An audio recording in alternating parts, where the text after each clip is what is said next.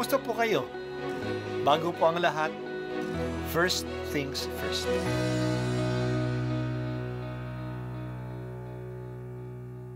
Good morning po.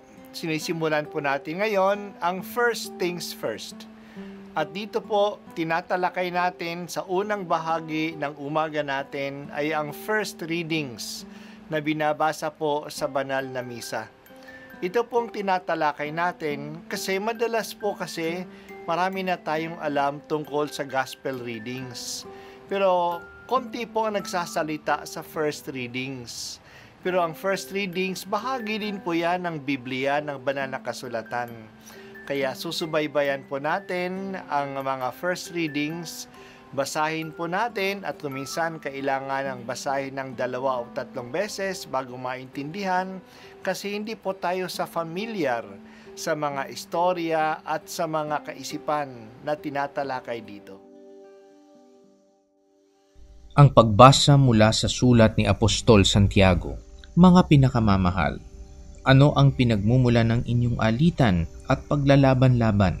Hindi ba't ang masasamang nasa na namumugad ay kaloob ng bawat isa sa inyo at pawang nagkakalaban-laban?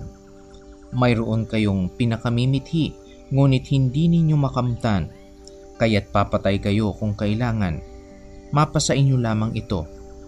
Dahil sa inyong pag-iimbot sa mga bagay na hindi inyo, kayo'y nagkakagalit at naglalaban-laban, sapagkat hindi kayo humingi sa Diyos at humingi man kayo, wala rin kayong natatanggap, sapagkat masama ang inyong layunin. Humingi kayo upang gamitin sa kalayawan. Mga taksil, hindi ba ninyo alam na kapag kinaibigan ninyo ang sanlibutan, ay kinakaaway naman ninyo ang Diyos?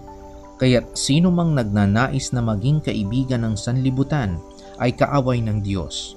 Baka naman ang akala ninyo'y walang kabuluhan ang nasasaad sa kasulatan na napakarubdob ng pag-ibig ng Diyos sa Espiritong ibinigay niya sa atin at ayaw niya ng mga kaagaw sa ating pag-ibig. Ngunit higit sa malakas ang tulong na ibinigay sa atin ng Diyos sapagkat ang sabi ng kasulatan, ang Diyos ay laban sa mga palalo, ngunit tumutulong sa mga mapagkumbaba.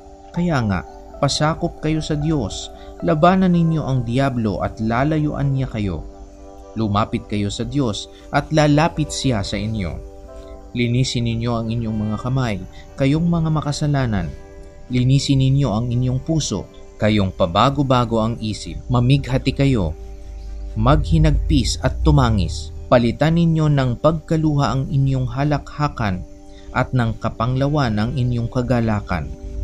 Magpakababa kayo sa harapan ng Panginoon at itataas niya kayo.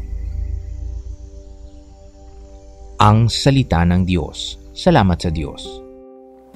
Maraming mahalagang aral ang binibigay sa atin sa sulat ni Santiago na nabasa natin ngayon. Una, huwag nating sisihin ang iba sa mga tukso na dumadating sa atin at sa ating pagkakasala. Ang mga ito ay nagsimula sa ating pagnanasa. Ang tukso ay nagsisimula sa ating sarili.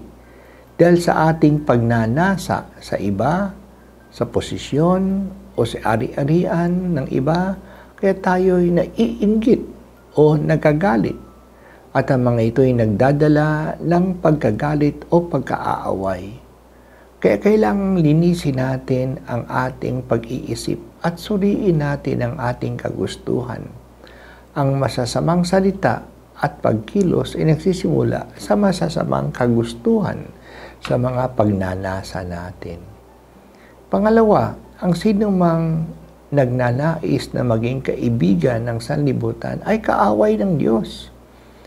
Ang sanlibutang tinutukoy dito ay ang mga bagay na pinahahalagahan at inaalok ng pansamantala at masamang mundo natin.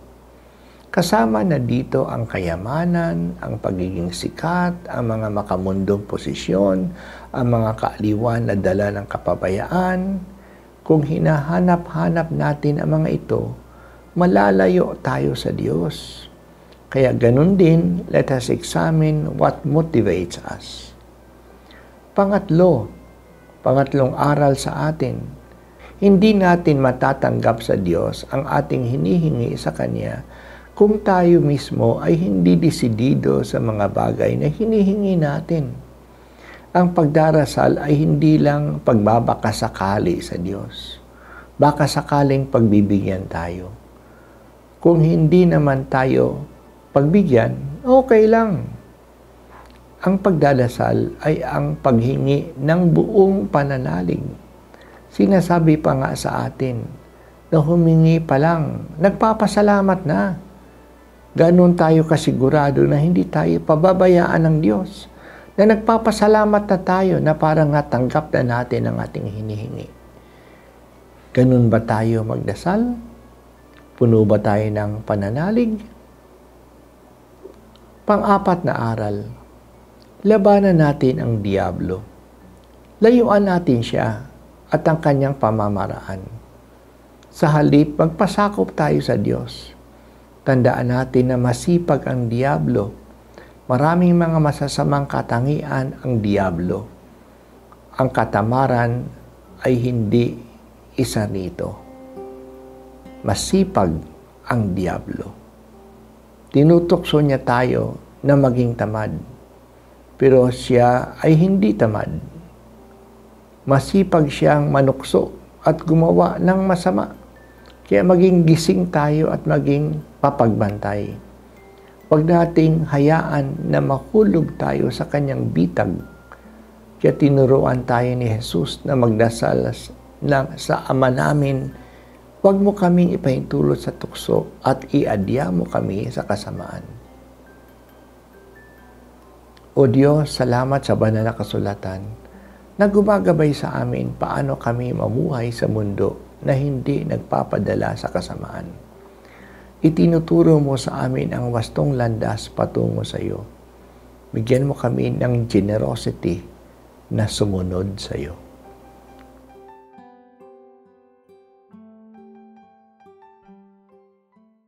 At ako po ay si Bishop Broderick Pabilio dito sa First Things First.